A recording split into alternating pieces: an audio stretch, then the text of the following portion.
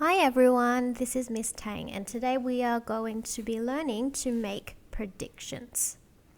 This is a part of the Super 6 comprehension strategies that are really important to learn, so let's have a look.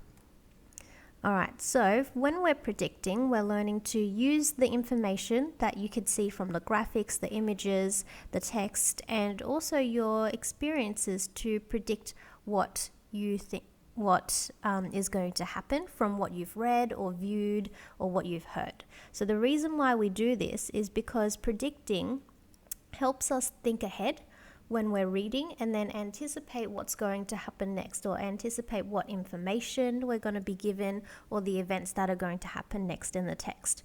And to be successful, you will need to use the evidence from the text to back up what you think is going to happen next. So going from the pictures or the words that are there, be able to use your own experiences to make a prediction. So if something like that's happened to you in the past and then you think it's going to happen to that character in the book, then you're using your own experiences. You also need to be able to change your predictions as well as more information comes. So as you're reading and then you're getting more information, then you are thinking about, was my prediction, do I need to change it? And be able to reflect and evaluate your own predictions and think about whether you want to change it, whether you want to pick something else. Okay, so when you're making predictions, it is a guess where you base it on looking at the pictures, the titles, the headings, the text, and it's really when you are thinking ahead. Okay? All right, here are some examples. All right, so I predict the text is going to be about knights, castles, and medieval times because the title of the book says night time. So it's got night time with the K at the front, and it's talking about knights, that spelling. So that's why this person is thinking that maybe the text is going to be about knights and castles and medieval times. And then over here, they're thinking about, I predict the text is going to be a fiction because it starts with once upon a time. So since it starts with once upon a time, it's pretty unlikely that it's going to be a persuasive text or a text that's trying to inform you about different animals or a person. So this person's thinking that they're predicting the text is going to be fiction. Okay, all right. I predict the text is going to have kings and queens in it because there is a picture of a castle on the cover. So they're using the picture at the front of the book to make their prediction. I predict that the text is going to be set in the Middle Ages because I know that knights and castles were common at that time. So this person is having a think about, when is it going to be set? Where is it going to be set? Who's going to be in it, etc. So they're using all of these clues to predict and make their prediction. This is what you are going to do. So you are going to read this. So something scary in the night. And then you are going to answer some questions. So number 1, "We're here," yelled my brother Glenn. Where do you think they are? Why do you think this? So have a read or have a think. Use some of the clues.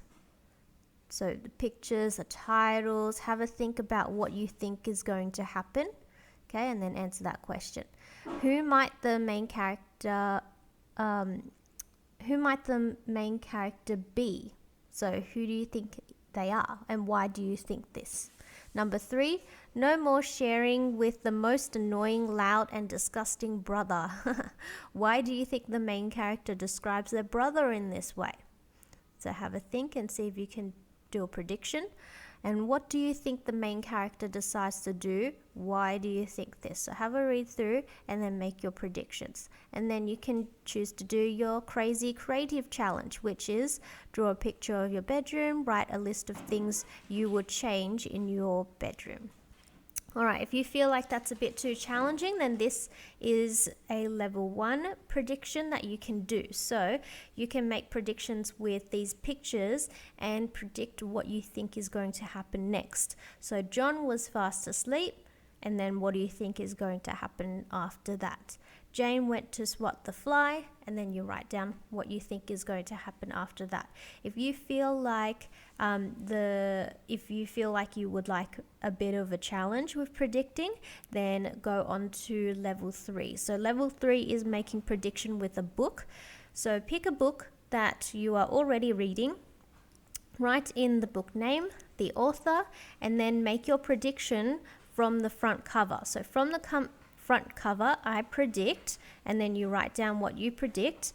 And then from the blurb, so at the back of the book, have a read of the blurb, and then make your prediction, read your first paragraph, and then make your prediction of what you think is going to happen.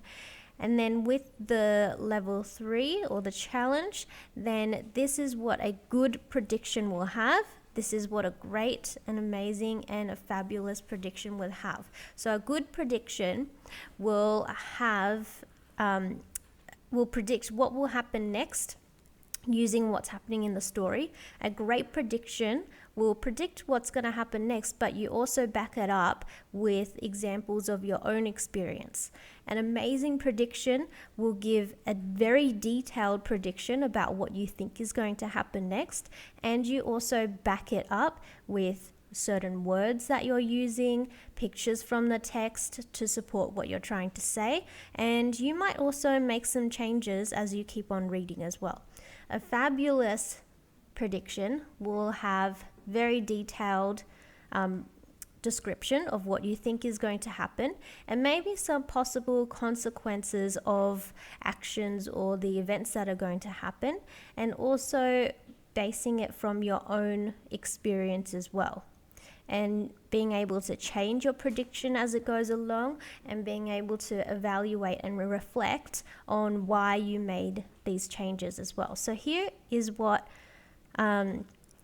examples of what they look like. So this is what a good prediction looks like, a great prediction, a amazing one, and a fabulous prediction. So a good prediction is, I think he'll see some monkeys because he's at the zoo.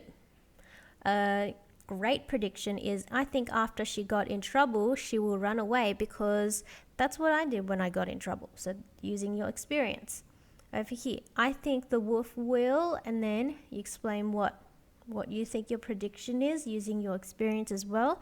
And then after that, you can say, now that the wolf has blown down the first 2 houses, I think the wolf will try to blow down the 3rd house, but he won't be able to because it's made out of bricks. So you make the first prediction, and then you keep on reading, and then you make some more, or you make some changes to it. And then this is a fabulous one. So I think Malfoy will stop Harry and Hermione from returning Norbert because he heard about his plan. I also think this because the author would want to put an obstacle in place for the main characters. So good, great, amazing, fabulous predictions are here for you.